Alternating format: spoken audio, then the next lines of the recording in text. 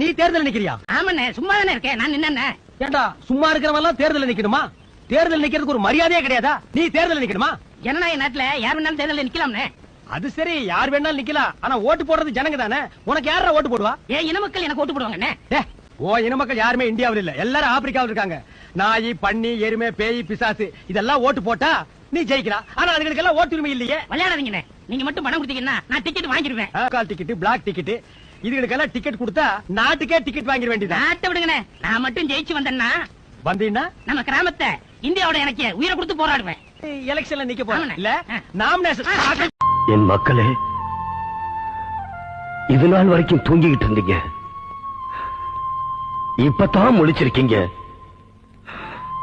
மறுபடியும் நீங்க தூங்குனீங்க.